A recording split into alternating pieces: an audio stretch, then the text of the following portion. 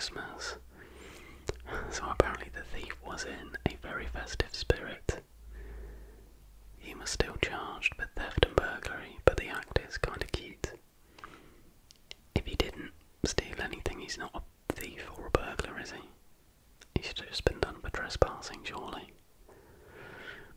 But face a deducted sentence for being helpful and setting up for Christmas. A man submits job application at the store he robs.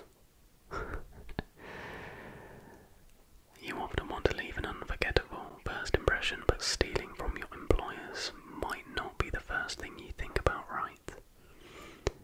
A 36-year-old man entered a store and bought some ammunition and sunglasses. A deadly combo. Then he left the store without paying. Typical Karen move. But what happens next will shock you, because the man returned after a couple of hours and submitted a job application at the same store. Though police took him in and recovered all the items, it's still weird to come back for a job in the same place you were trying to rob. I wonder if he got the job. I would argue it shows character. Unique.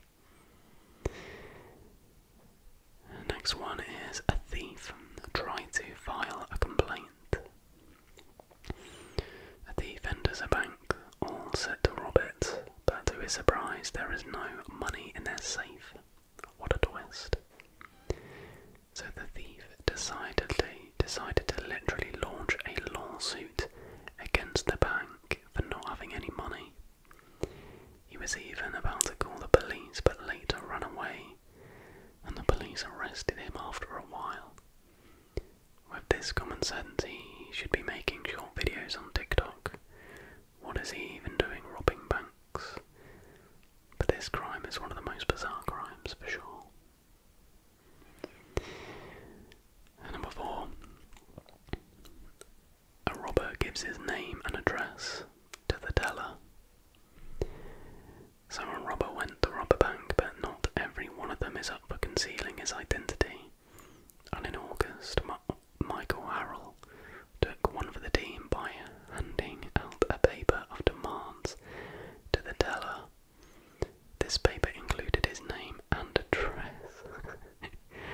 And the police say that when a criminal himself hands us this kind of information, there is very little that is left for us to do. So apparently Michael was either too dumb or too proud of his robbery that he wanted everybody to know. Well, they took him in anyways and charged him for robbery. Next up, a thief laughs at family's joke.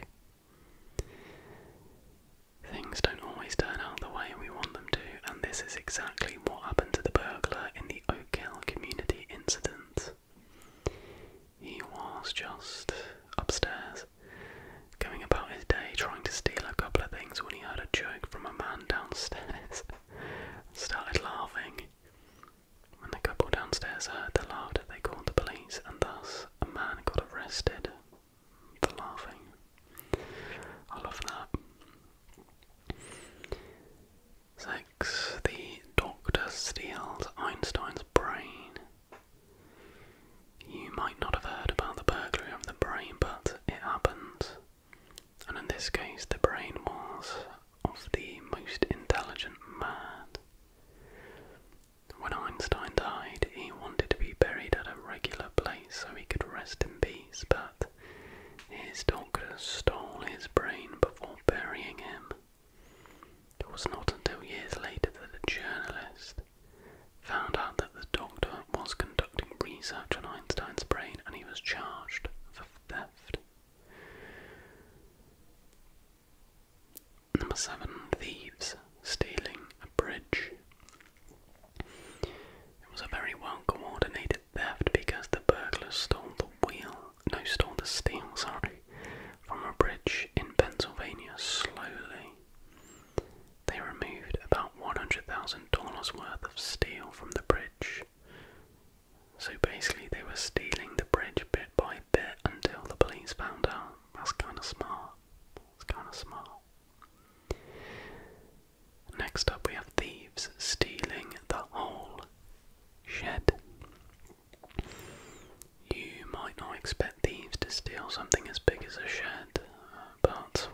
family went out for a small vacation.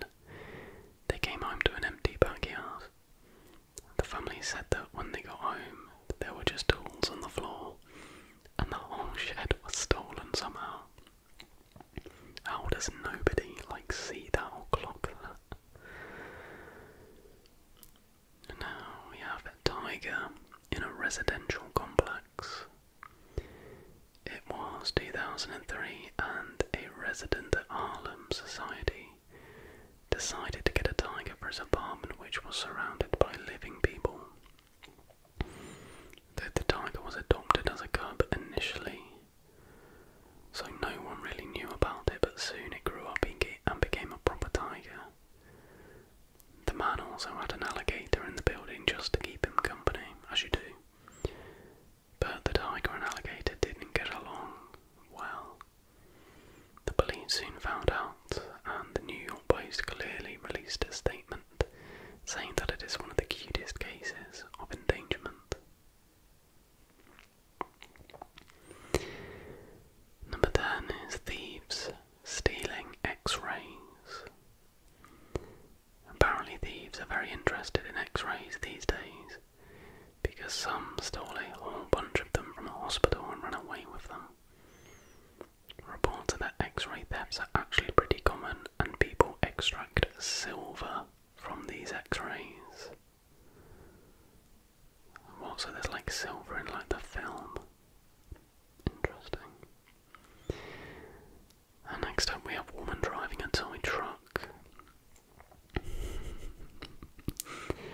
Oh, but if I remember, I'll do a wave so I can spot myself in the footage. I'll put the image. There might even be footage if I can find it, but I guess it's pretty funny. A woman in South Carolina was charged for driving under the influence, but even the police were shocked upon discovering that she was not driving an actual vehicle, but a toy car. Megan Holman drank a little too much that day and said in a statement that she was on a scavenger hunt on her toy truck, and that she is all set to be a wrestler according to her father. We don't know about a wrestler, but the situation is strange concerning her toy truck ride. So, but I guess she is on the road, to be fair. It's not really drink driving, it's more just endangering herself kind of thing. Fair enough. So odd. Okay. Moving on. Next article. Man attacks girlfriend with a banana. Philip Smolinski, 36, was arrested in Florida for attacking his girlfriend with a banana. Due to this freak fight and resistance to the arrest, he was charged for domestic violence. His girlfriend claimed that he had thrown a banana at her, but when questioned himself, he said that she threw the banana at him. The evidence of the fight was found when a deputy spotted a banana in the garbage and peels on the ground at the scene. Oh, this is no prizes, but this title isn't subtle. Let's say that. Boy punches his grandma. Nice, as you do. An 11-year-old boy was detained when he punched his grandmother for refusing to buy him a toy at the department store. I don't know why I'm laughing, it's not funny. The boy... okay. The boy tried to land a second blow, but the grandmother managed to flee away from him. Sorry, this is a crime, this is bad. It's just the way this is written. Tried to land a second blow. A witness called 911 and the Ohio, of course it was Ohio. The Ohio police took the boy to Montgomery County Juvenile Justice Center. While it's unknown whether the grandmother was seriously hurt, she claimed that she was afraid of her grandson. Oh, that is actually really sad. I'm not laughing at the event, I'm laughing at the way it was written. Why do I feel like though this probably happens a lot now? V-Bucks. Anyway, back with the bananas now. Man crashes into a gas station, steals a banana. It's not every day that you see a man break into a gas station, steal a banana, casually finish eating it and drive away like nothing happened. The story of this brazen fruit thief made the news after he used his station wagon to ram through the locked glass doors of a gas station in Newington. The thief didn't steal anything besides a banana and didn't try to conceal himself by wearing a mask. The police are still searching for this infamous fruit thief. Gosh, there's a lot of violence in this article. I do apologise. Man punches pizza guy. When a Domino's pizza delivery man forgot to bring £346 Robert Wheeler the garlic knots that he ordered along with his pizza, things didn't go so well for him. Robert Wheeler allegedly punched the guy in the face for messing up his order. Nobody stands in a way between a man and his garlic knots. He got charged with assault. There he may. Next up, robber found snoozing at the place that he had robbed. Being a criminal is a tough job. At least that's what Dominique Pincard says. After robbing a house in Lady Lake, Florida, and taking almost anything that he could steal along with his accomplice, Pincard felt exhausted and decided to take a nap. When the owner of the house saw the sleeping thief on the couch, he quickly marched out and called the police. When asked why he needed to take a nap, Pincard replied with, "I've been working hard all day." Woman enraged when unable to use a coupon. After being informed that she could not use her coupon to get $1 off a purchase, Mary Allday, age 61, slammed her shopping cart into the worker and had to be escorted out of the store. She then pulled out a handgun from her car and waved it at the employees. The police then had to tase her in order to arrest her, and she was charged with assault and battery. Over $1. That's ridiculous.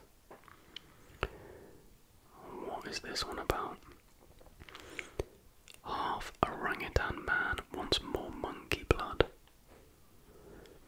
A man by the name of Mark Losher was charged of aggravated assault with a deadly weapon when he was found sitting in his car in front of Wells Fargo Bank. He was talking on the phone with the Fusion Centre to get more monkey blood and claimed that he was half orangutan. When approached by the police, he claimed to be friends with George Bush and Elvis Presley. Okay, sounds normal. Next up, man tries to break into jail. We've all heard our share of stories of people trying to break out of jail or prison, and a handful of people have succeeded in breaking out, but James DeVore was so distraught after the passing of his mother that while he was drunk and high on marijuana, he went to the local jailhouse in an attempt to try and get help. Since the staff wouldn't let DeVore in, he tried going in through the rear entrance and was even caught trying to climb a fence into the jail. He was charged with disorderly conduct and trespassing, but ironically enough, he never made into a jail cell, as he was taken to a sobriety centre and placed in a mental health program. Next up, accidental photobombing gone wrong. I'm not gonna lie, at first I just read that as accidental bombing gone wrong, and I was thinking it's not really something that, I would expect to find in Women or Women's Talk magazine website. We all enjoy a good photo bomb every now and then. They're fun to be a part of and fun to look at, however, in this situation things weren't so funny for the crook. A family visiting the Wisconsin state capitol and placed their bags on the ground near them in order to take some selfies. A nearby wallet bandit decided to take advantage of the situation and stole a bag. Unbeknownst to him, his image was captured in the photos and cops were hot on its trail. Man volunteers to go to jail to get away from wife. Anthony Miller of Pennsylvania decided to rob a local bank.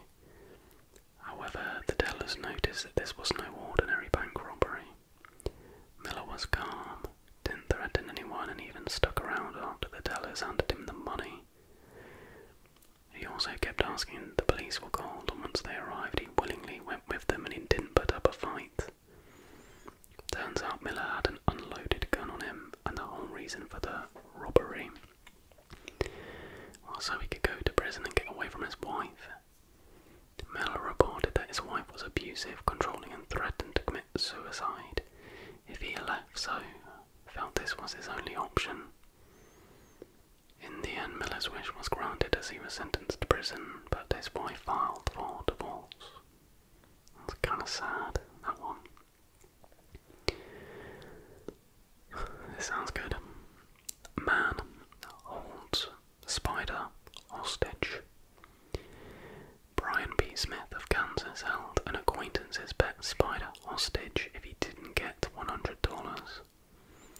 Smith agreed to care for a pet spider, and when the owner asked for the spider back, he threatened to kill it if the owner didn't shell out money in exchange for the spider's life. Smith also apparently threatened to shoot the spider's owner, and once police were contacted and the investigation began, a stolen Siberian husky was discovered, as well as a 14-year-old kid hiding in a closet. But that escalated so much more than I thought it was going to. Goodness gracious me. It is a crazy world we live in. Everything we never even thought of happens. Which crime were you shocked by the most? Dearie me. I do have a final article. Let's see if any of these sound any good. Okay, yeah. I'm gonna go with this one.